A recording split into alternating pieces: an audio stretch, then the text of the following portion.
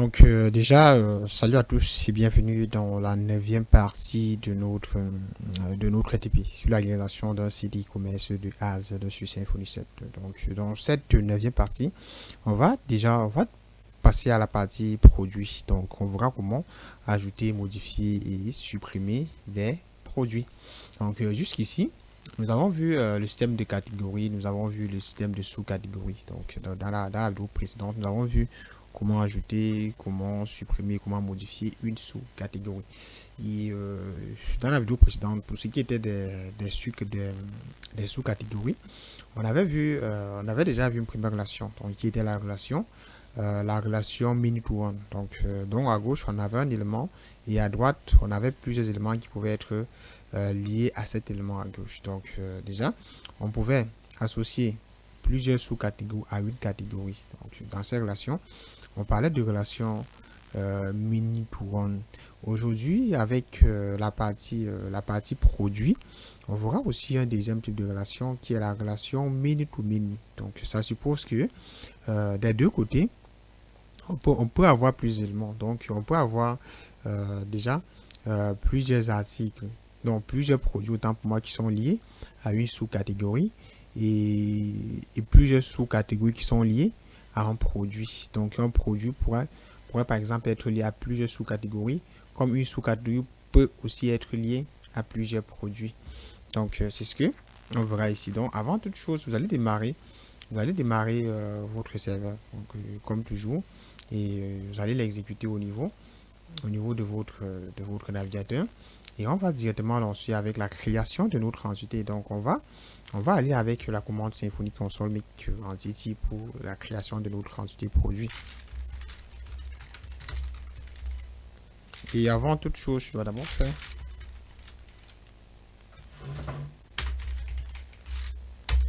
il faut d'abord committer.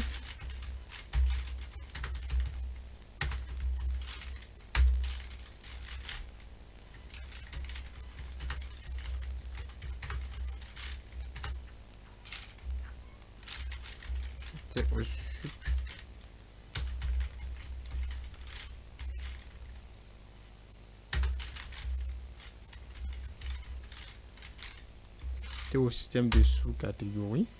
Ok, est-ce que si c'est bon? Donc, je peux donc créer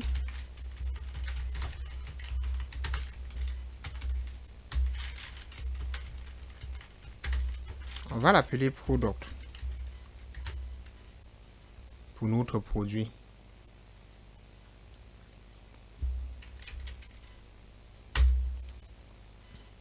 On aura déjà besoin du nom de notre produit. Donc, on va appeler cela name,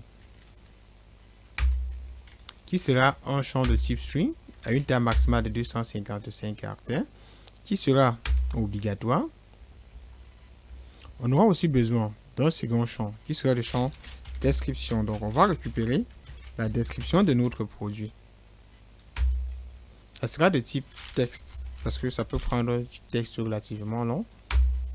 On demande si ce champ peut être vide au niveau de la base de données. On va dire yes, donc c'est pas un champ obligatoire. Ensuite, on aura aussi besoin du prix qu'on va appeler price, donc du prix de notre produit. Comme de type, on aura des types, ça sera de type integer. Pour aller avec integer. Maintenant, on demande si ce champ peut être nul au niveau de la base de données. On va dire non. Donc, c'est un champ de type obligatoire. Maintenant, on demande d'ajouter une autre propriété. Donc, pour l'instant, on va rester assez simple. Donc, on va laisser les choses comme ceci. Donc là, on aura, si on se rend dans notre répertoire entité, on aura un fichier product qui sera créé, qui sera caractérisé par l'identifiant, par le nom du produit, par la description du produit, et ensuite le prix du produit. Maintenant, ici, donc, ce qu'on peut donc faire, c'est que on va donc créer notre migration, vu qu'on a fait qu'on a fait une mise à jour au niveau de notre répertoire, entité. On va dire un Symfony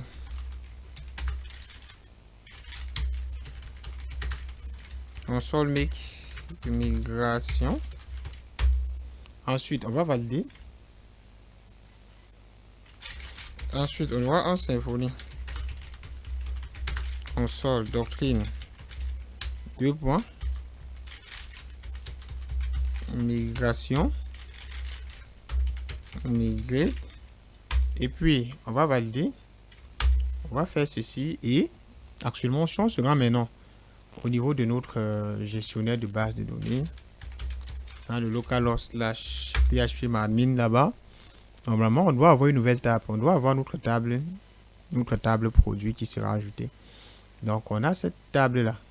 On a bien ici qui est caractérisée par le nom du produit, la description et le prix du produit. Maintenant, ici, c'est bon. On va donc lancer directement. J'allais m'oublier. Pour l'instant, on aura aussi un champ. On aura aussi le champ. On aura le champ des champs sous-catégories. Donc, il va récupérer les sous-catégories qui sont associées à notre produit. Donc, pour cela, vous allez toujours aller avec la commande Symfony Console. En tapant Symfony Console, Make Entity Product, on va ajouter un nouveau champ. Donc, on va appeler cela subcatégorie. Il va récupérer les sous-catégories de notre on peut mettre S parce que en fait ça peut un produit en fait peut être lié à plusieurs sous-catégories, donc je vais ici, ensuite je vais valider. On demande le type, donc ça sera de type many to many, comme je l'ai dit, many to many. Ensuite, je valide. On demande à quelle entité souhaitons-nous lier cet élément-là. Donc, on va l'ajouter à l'entité subcatégorie.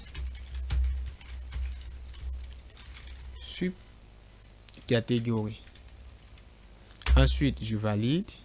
On demande si on souhaite ajouter des propriétés subcatégories pour pouvoir faire des mises à jour, ainsi de suite. Est-ce qu'on souhaite ajouter cela? On va dire oui, on va valider cela. On va dire le nom du nouveau champ dans subcatégorie. On va tout simplement appeler cela product. Maintenant, ici, jusqu'ici, c'est bon. On va de nouveau faire une migration. Symfony Console, make migration. On va exécuter. Ensuite, on va encore faire un Symfony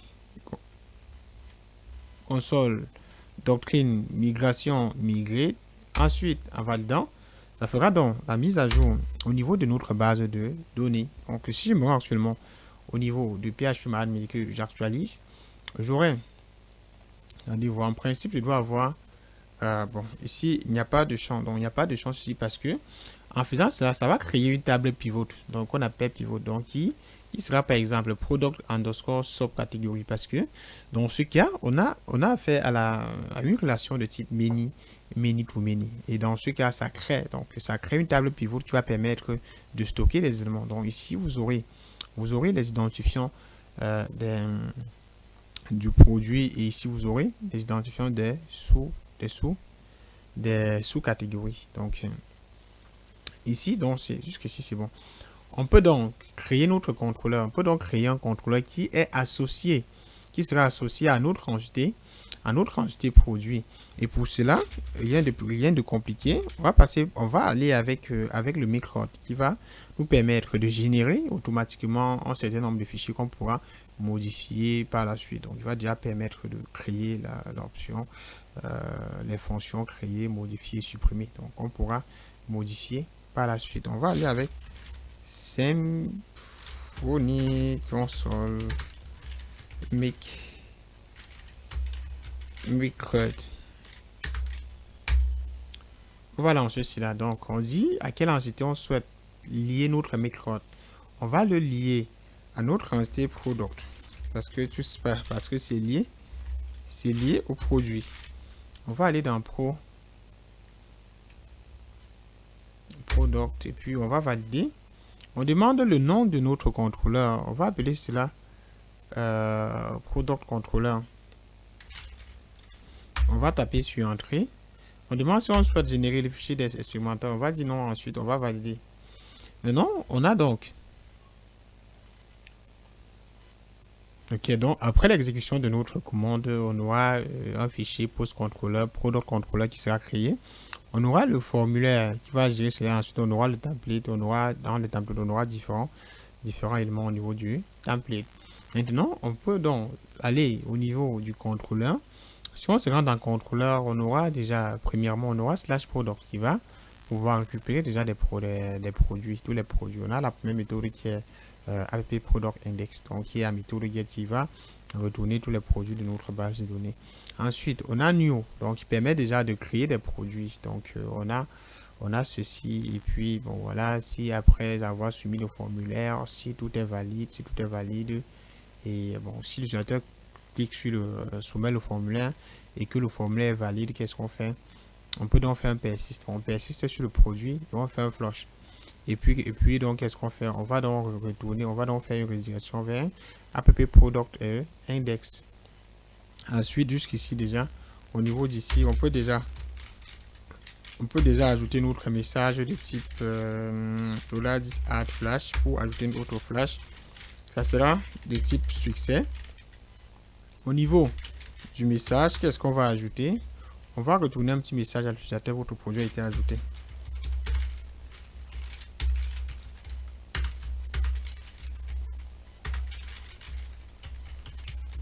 Votre produit a été ajouté. Ici, donc, après donc, cela, ça fait donc une redirection au niveau de la page Product Index. Et puis, bon, voilà.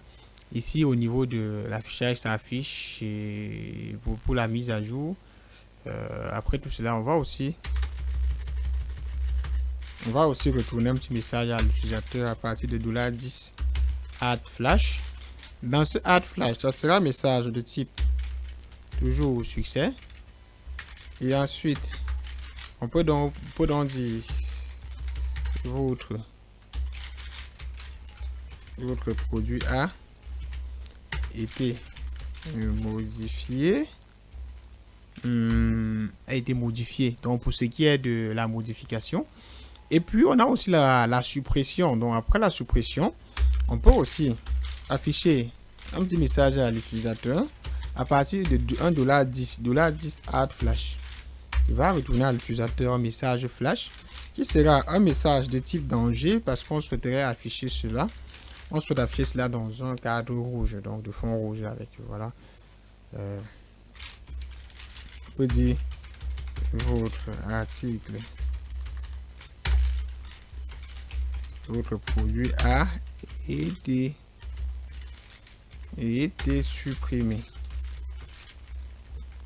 Votre produit a été supprimé. Donc ici c'est bon. On peut déjà dans un premier temps commencer à tester. On peut donc aller dans /produit.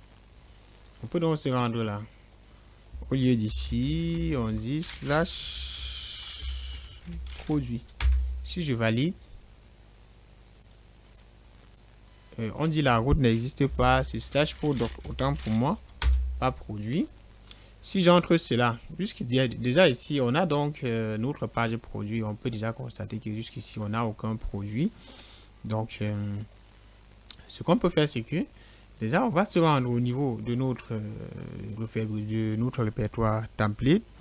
On aura un répertoire product qui a été créé à partir de notre commande. Si on se rend maintenant dans ce product, on aura le fichier index qui en fait, on va l'entourer d'une div de classe. Div de classe container.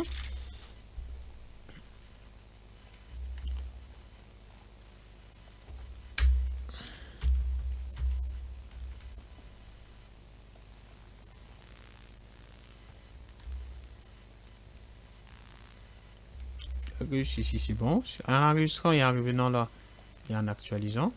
Donc on a donc ceci. Donc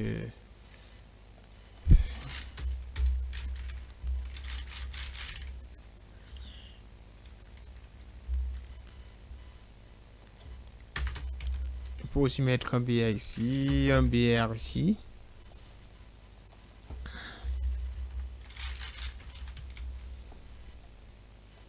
On peut mettre produit. Ok.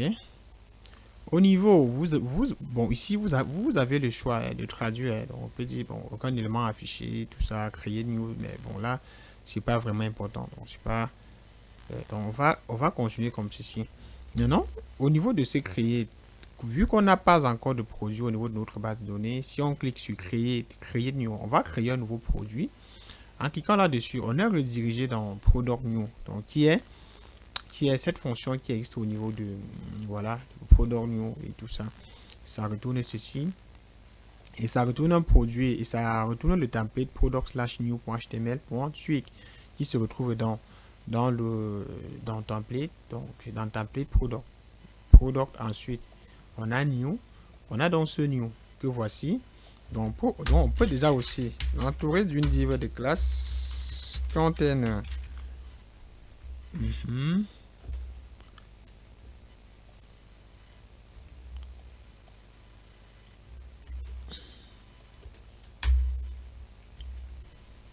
Là, ceci.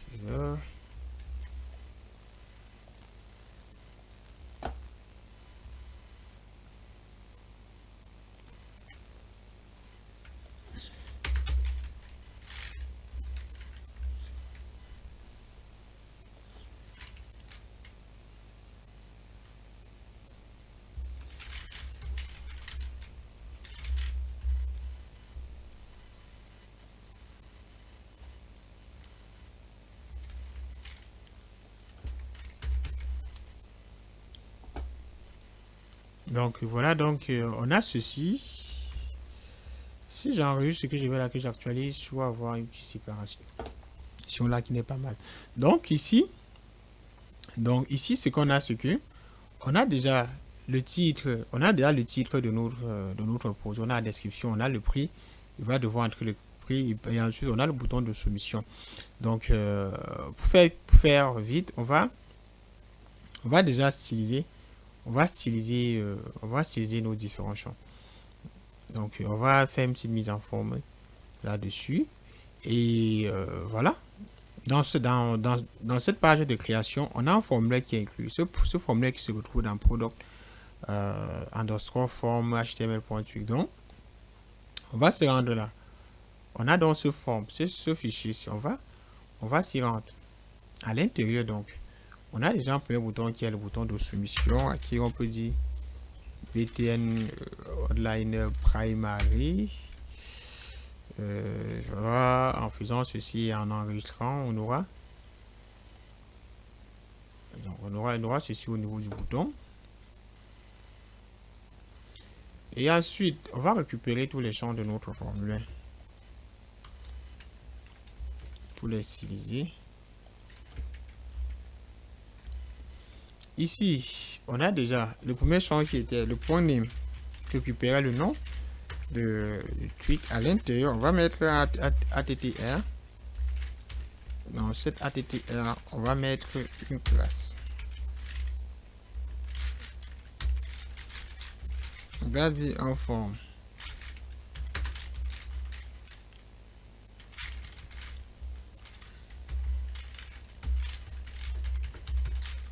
On va dire en forme -contrôle. Ici. Ensuite, qu'est-ce qu'on avait? On avait aussi la description. Description. À ça, qu'est-ce qu'on va ajouter? On va ajouter un attr. Et dans cet attr, on aura besoin de la classe tout simplement. Vous allez revenir et puis vous allez ajouter classe. Et comme classe, on va associer la classe bootstrap qui est form underscore form-control. Aussi simple que ça. Donc si j'enregistre et que je reviens au niveau de mon navigateur et que j'actualise, donc j'ai déjà les deux premiers champs qui ont été mis à jour. Donc ensuite, on a aussi le champ price et le champ, et voilà les champs sous catégorie.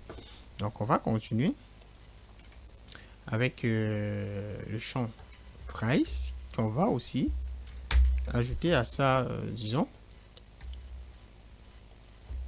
la même classe qui est la même classe qui est la classe form underscore contrôle. Ensuite, on aura aussi besoin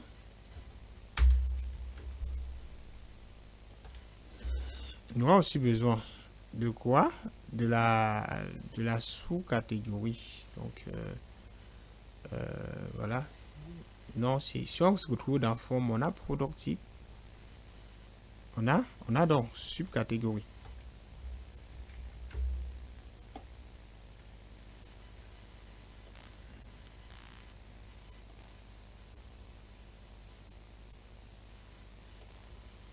Oui. On a la sous-catégorie. On va faire ceci, on va enregistrer. Si on se rend ici et que on actualise, donc on aura donc ceci. Ici, dans ce champ, ce qu'on fera, c'est que on va devoir sélectionner les sous-catégories qui seront associées à notre produit. Donc, comme ici, on n'a pas de label, donc vous pouvez directement ajouter le label à la main. Par exemple, vous allez, comme j'avais expliqué, 3 steps pendant la troisième partie, vous pouvez ajouter le label à la main en passant par, si vous utilisez les formes widget, passant par label. Ensuite, dans ce label, on peut dire nom du produit.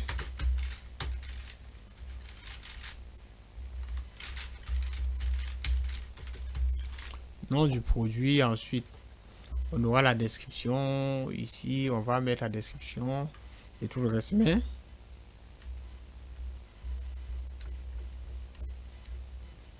Mais nous, on va directement utiliser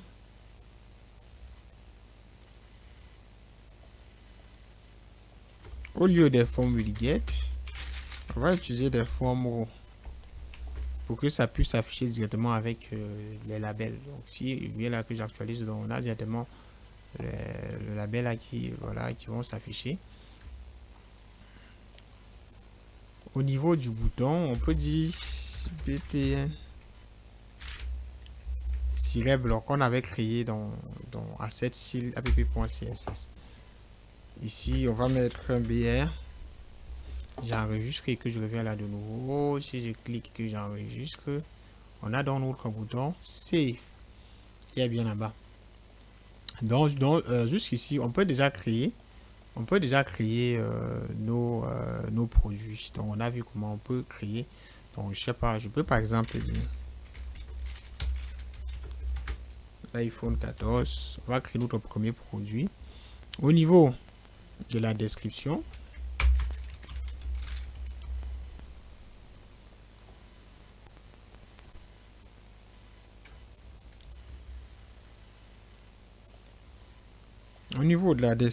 de notre produit, on va entrer la description. Au niveau du prix de notre produit, je sais pas, on va entrer 800. On va par exemple dire 800 euros, je sais pas. Et puis, au niveau des sous-catégories, on va devoir sélectionner des sous-catégories. Si on avait 5 sous-catégories, on devait sélectionner à partir d'ici. Donc, et comme ceci, on n'a pas encore affiché le message flash. Donc, après l'ajout, où est-ce qu'on était redirigé quand on a ajouté un produit?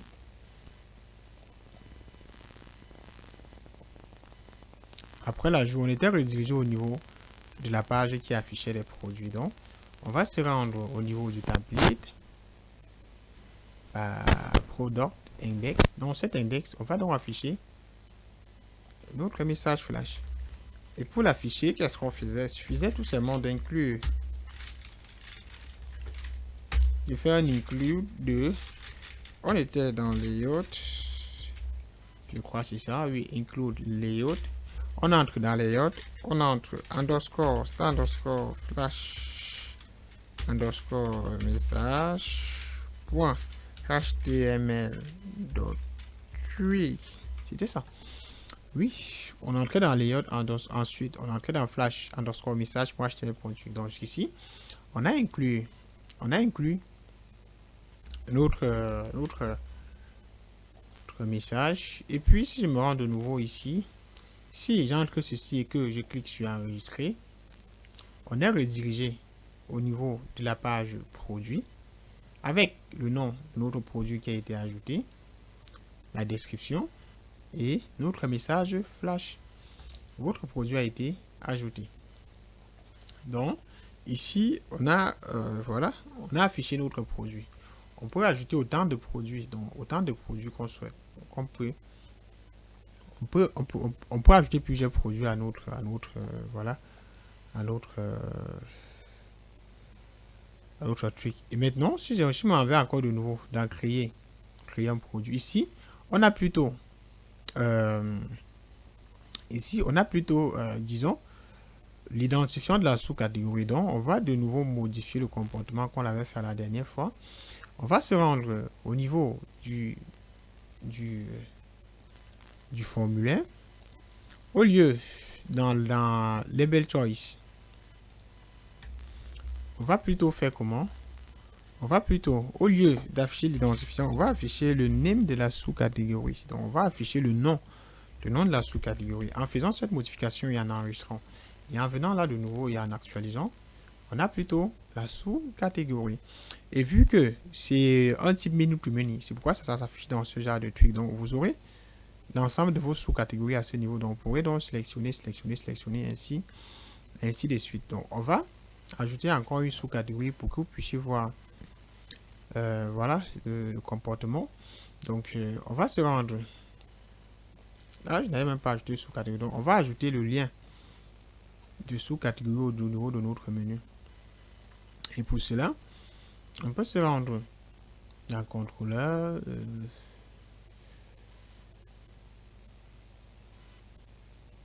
On avait sous-catégorie. Dans ces sous-catégories, on avait une route qui permettait d'afficher des catégories. Donc, on a donc cette route qu'on va ajouter exactement au niveau de notre menu. Donc, on va se rendre au niveau du menu.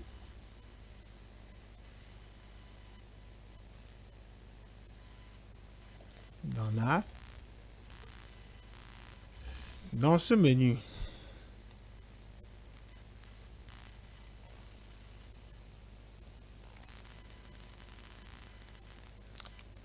on va par la suite créer un menu qui sera dédié à l'administrateur et aussi un menu qui sera dédié à l'éditeur. Parce qu'on ne peut pas tout mélanger. Donc, on va revenir là, on va créer.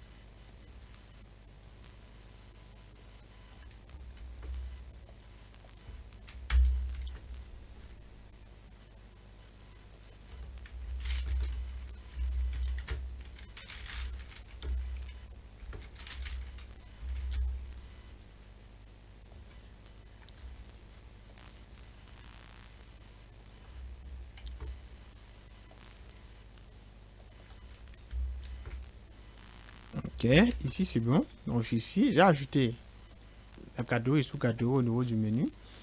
En cliquant là, j'ai maintenant sous-catégorie. Donc, si je me rends maintenant au niveau de sous-catégorie, on peut donc ajouter une nouvelle catégorie, une nouvelle sous-catégorie autant pour moi. On a électronique, je sais pas. On va aller là dans électronique. La sous-catégorie serait liée à électronique. On peut dire téléphone.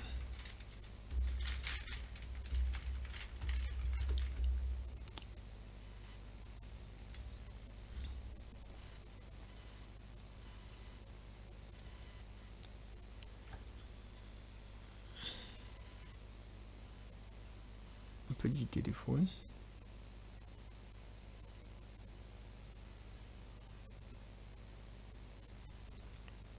Donc jusqu'à présent, on a déjà deux sous-catégories. Donc, il faudra, donc déjà ici, on peut seulement sélectionner. On va aussi ajouter produit au niveau de notre menu.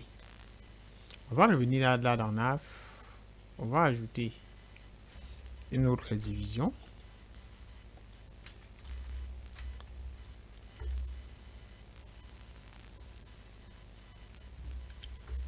Dans cette division,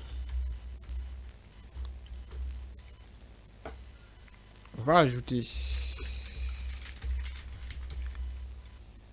produit. Je vais aller dans app product underscore index. Je crois que c'est ça.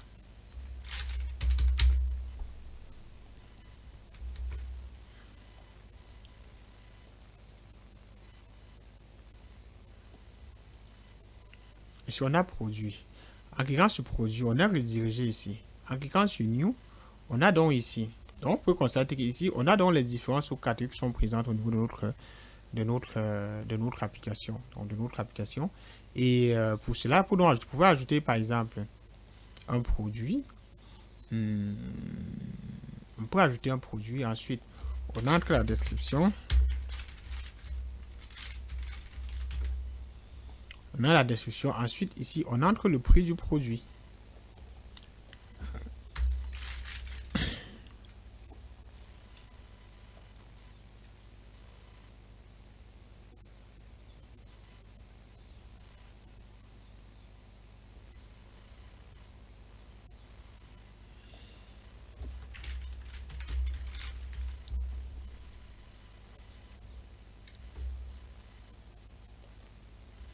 On va de nouveau récupérer ça. Venir entrer au niveau de la description.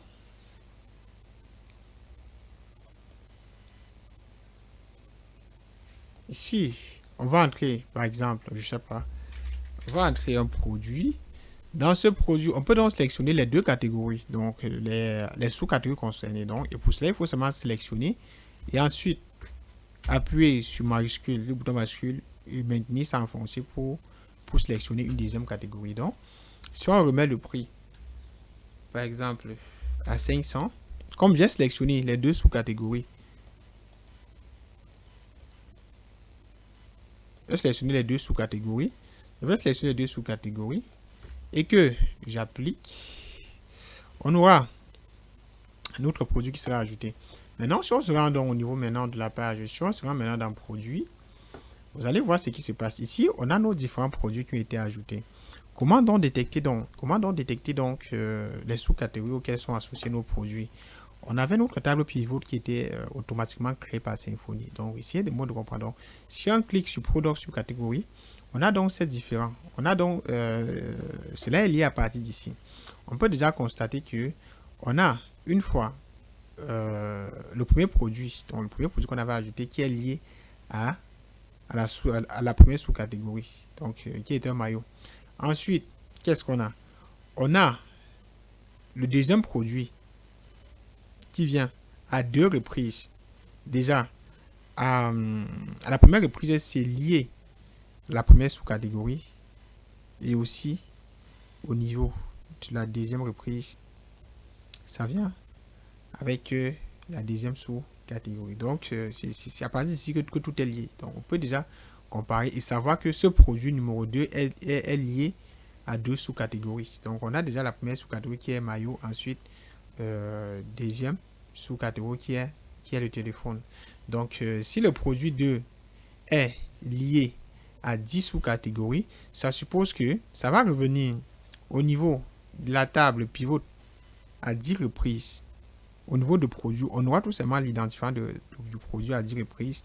Et au niveau du champ subcatégorie, on aura donc les différentes sous-catégories auxquelles sont liés le produit. Donc, il va revenir à 10 reprises. Donc, ici, ce qu'on a fait, c'est que voilà ce qu'on a vu la page produit. Donc, on peut déjà ajouter, un produit, on peut modifier. Ici, on peut modifier. On n'a même pas testé l'option supprimer. On a edit. Donc, on a donc cet edit là que en actualisant, on peut constater qu'automatiquement ces sous-catégories sont sélectionnées. Donc, on peut déjà éditer notre sous-catégorie, notre produit à ce niveau-ci. Donc, je vous laisse le temps de faire la mise en forme de votre template, puisque ceci ne concerne pas, ceci n'est pas un tutoriel HTML ni voilà, un tutoriel CSS et tout le reste. Donc, vous allez faire, vous avez aussi dans Edit, vous aurez l'option supprimer qui va permettre déjà de supprimer le produit. Donc, en supprimant un produit, ça fera la suppression dans deux tables. Donc, déjà, premièrement, ça va supprimer dans la table produit, où le produit n'existe pas. Ensuite, dans la deuxième table, pivot, donc qui stocke les produits ainsi que des sous-catégories associées à ce produit-là. Donc, je crois que ça va être très long pour cette vidéo.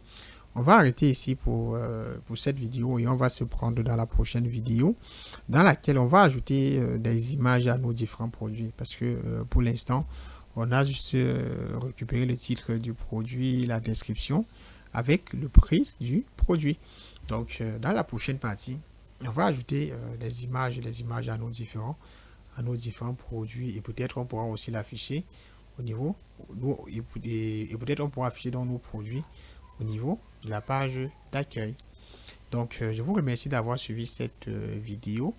Donc, n'hésitez pas de liker si ça vous a aidé ou aussi de partager, donc de partager à vos amis et à vos amis. Donc, comme je disais, on se prend dans la prochaine partie.